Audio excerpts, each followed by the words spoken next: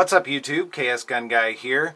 Just a quick announcement. Just heard last night that the U.S. Army has selected a new handgun for the XM17 modular handgun system contest, and it came down to several different makers to replace the iconic Beretta 92 or a variant of this. Of course, this is the only one I have on hand, but they've chosen a new handgun. Now, it came down to a couple of different makers. Smith & Wesson was reportedly dropped recently, and there were a total of 9 entries. I know that FN was another one of the entries into the contest, and they also were dropped out of it, so it came down to just a couple. Now you have in front of you, of course, the Beretta, and that's a 92 FS. You also have a Glock 19, and I got to tell you, if I was a betting man, I would have bet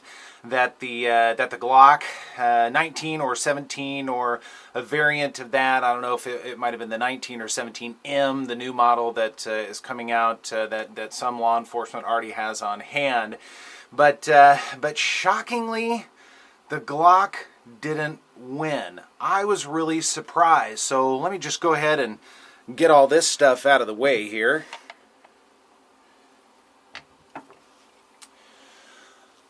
So there you have it, the Sig Sauer P320. The Sig Sauer won the contract, and what does that mean?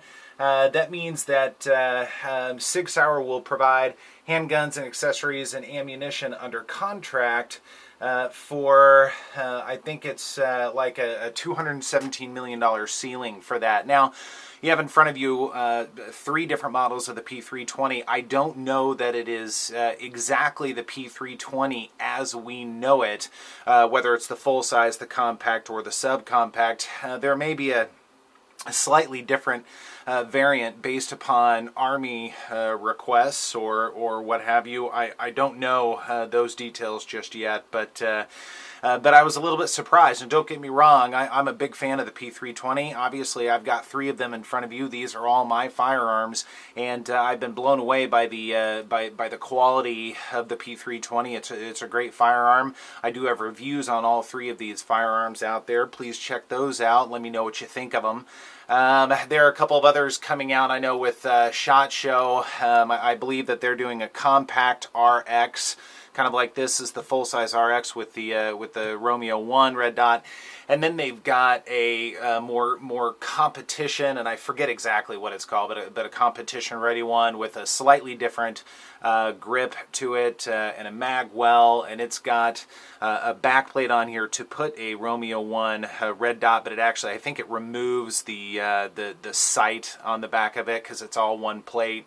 I watched a couple of brief videos on that, but I wasn't able to pay a lot of attention to it at the time. But anyways, so that's the news brief as I know it right now. Pretty interesting stuff. Again, if I was a betting man, I would have said the Glock would have won, since I believe the SEALs and FBI and groups like that have gone with the Glock. I thought everybody would have followed suit, but that is not the case. So good for Sig Sauer. They've made some great guns. The P320 has really blown me away, and I'm sure it's blown a lot of you away as well. And it'll be interesting to hear over the coming months, the coming year, what the actual model is going to be, and if there are going to be any differences, and if it's going to be available for the civilian markets. Be sure to stay tuned to the channel. I'll be updating you as I find out more information about exactly what the Army is going with, if it's going to be a variant of the P320 or if it's going to be exactly like a model you see in front of you, and I'll keep you updated on all of that. I've also got some great reviews coming up. I've got the CZ P10C coming up. I've got a Walther PPS M2 coming up, actually a Walther PPQ M5 match coming up as well. Absolutely amazing gun. I've got a Glock 42 coming up. I know that's a little bit of a has-been, but it's still a great gun and a lot of fun to review. So a lot of exciting stuff coming up, and I'm excited to share that stuff with you. So be sure to like, subscribe, and share, and I'll see you next time. Thanks.